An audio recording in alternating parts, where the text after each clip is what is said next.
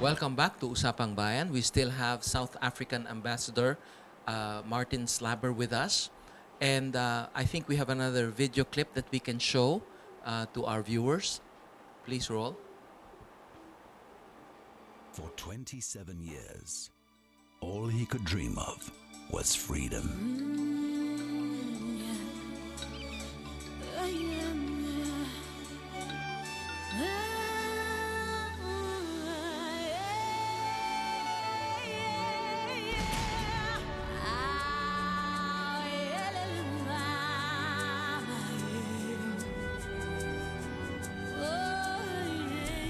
Freedom of expression.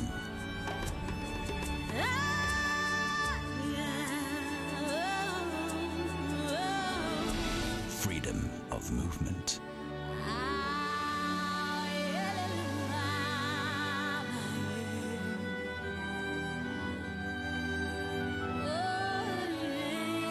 Freedom of speech.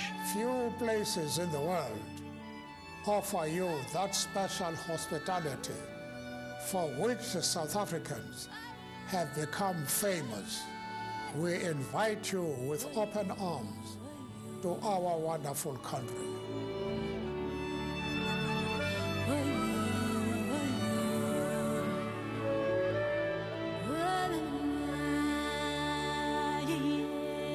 South Africa, proud hosts of the 2010 FIFA World Cup. Cape Town is a city of light. You know, photographers love light. Cape Town paints itself in the most vibrant of colors. Vibrancy is not just a word, it's something you live with and work with and walk with, sing and dance with here in this city. Cape Town puts on a geological show that's unbelievable.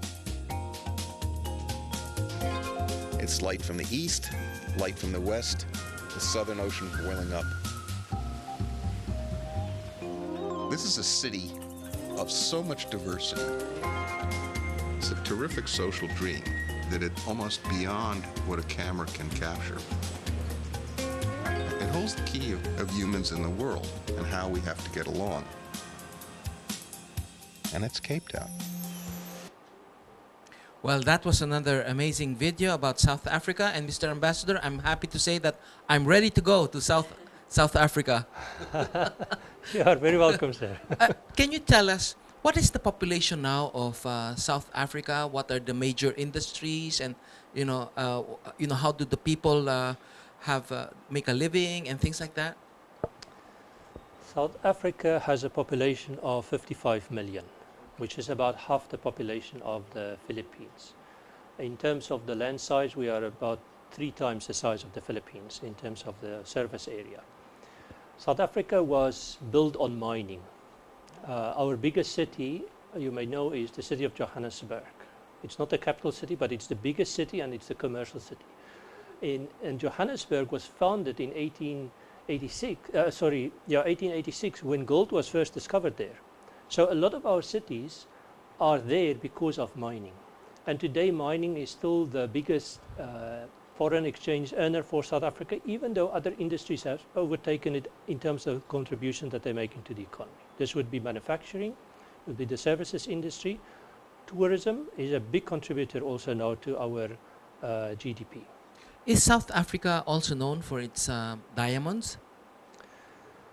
South Africa is known for its diamonds. I think the Kimberley mines? The Kimberley, you can still go to the mine. You know, there is, I think the largest diamond mine historical is in the city of Kimberley, and you can still visit the big hole that was hand dug, 150 years ago.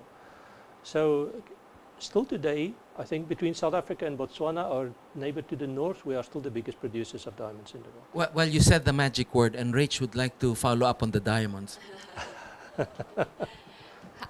Of course, we would like to know if the diamonds in South Africa are less expensive because it's coming from South Africa.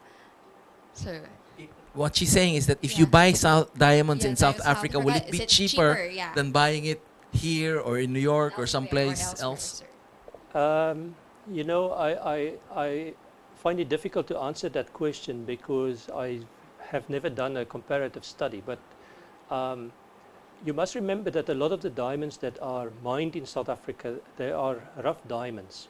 So a lot of these diamonds are exported from South Africa uncut to processing centers, be it in the Netherlands, Amsterdam, or in Tel Aviv, or places like that, where they are cut and then sold as jewelry. But you do find a lot of companies in the diamond industry in South Africa where people buy diamonds, I believe.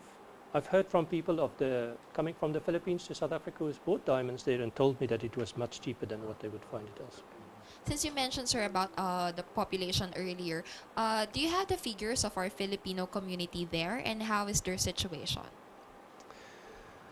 The Filipino community in South Africa is not very large if you take into account that there are about 10 million OFWs in the world. The figures that are published here by I think they call the Commission on OFWs. They publish annual, what they call a stock estimate of Filipino overseas workers, and they have recorded about 3,000 OFWs in South Africa.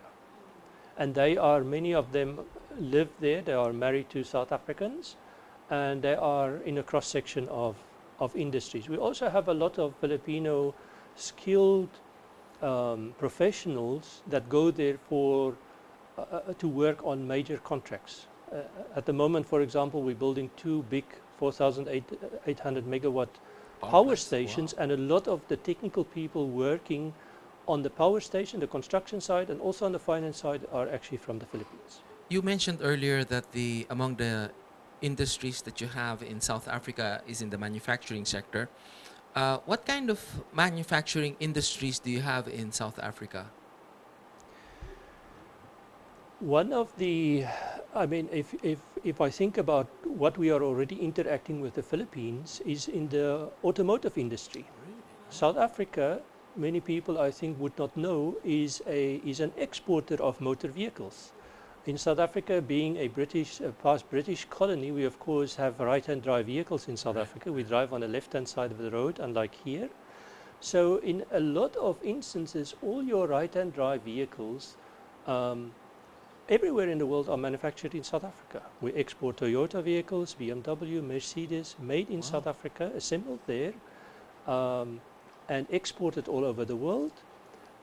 Even to the Philippines, we are exporting automotive components, but we are also importing from Toyota Philippines. Really? Wow. Transmission systems for Toyota vehicles assembled in South Africa are made in the Philippines, and we import from here.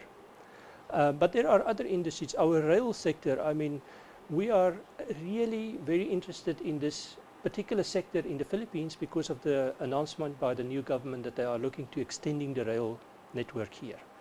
And we have what we believe to be a very advanced rail network. We use extensively rail in South Africa, both for commuters and for cargo. And perhaps I can share with you and your viewers something about rail that you didn't know. Please, go ahead. You know, a few years ago, South Africa was recorded in the Guinness Book of World Records as having the longest train ever. 7.3 kilometers long. Wow. 660 wagons. Transporting, we have rich iron ore deposits close to the border with Namibia.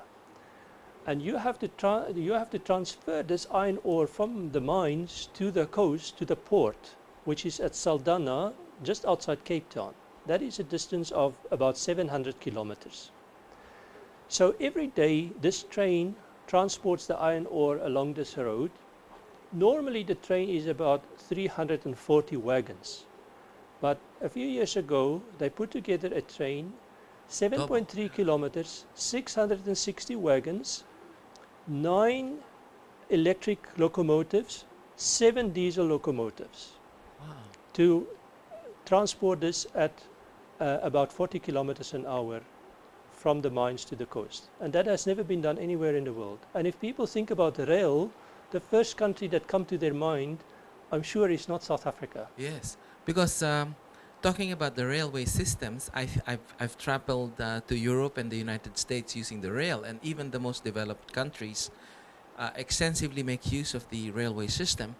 And I think it's very opportune that the current administration is now talking about making use of railways in the Philippines, which I think is long, long overdue. As we all know, sometimes when we talk about the cost of transport, it's actually cheaper for us to ship goods from outside the country, from shipping them from Manila to, let's say, Visayas or Mindanao. So, and we all know that our railway systems are sorely lacking, no? So if you had that 7 kilometer plus train, I think if you were to put that in the Philippine railway system, it wouldn't move at all because it would have hit the other end. So I think that's one area that maybe South African expertise can be tapped. Do you actually make the the railway systems yourself, or is it imported? We manufacture the locomotives, we manufacture the rolling stock, the wagons, we manufacture the rails, and a few years ago I had the opportunity to interact with a company. It is not really relevant for the Philippines, but to show you the expertise that they have is they were contracted to come up with a railway system for Saudi Arabia, because in the northern part of Saudi Arabia they have phosphates, and to transport the phosphates to the coast, to the port, they had a problem with the rail because of the sand. Whenever there is a strong wind, the rails would be covered in sand. So this company developed a railway system that was a little bit elevated and designed in such a way that the sand would just blow across it, wash away. So there is a lot of expertise in South Africa in rail, and also in certain areas we have a similar situation to the Philippines where you have difficult topography. Rail must go up mountains and down the other side, which means your capability for brakes and things like that has to be better than a train that just moves smoothly. So in the case of your railway expertise, you mentioned about using mining products like iron ore and things like that. But what about transporting people? Is that part of your expertise as well? We have, at the moment, we have a high-speed rail link between Johannesburg and Pretoria, our capital city, which is about 60, 70 kilometers, and also to the international airport at Johannesburg. So in my case, since this rail system started, we first implemented, I've never used my car to go to the airport. I always use rail because the train goes straight into the airport terminal building. So how fast is the high-speed rail? It is not comparable to the ones that you find in Europe and Japan, for example, which goes very fast. This one goes about 160, 170 Well, kilometers maybe that's an hour. what we need. We don't need to have, the super high-tech bullet trains and things like that. So, again, we need to have a station break. When we return, we will still have South African Ambassador Martin Slabber. Please stay tuned. Thank you.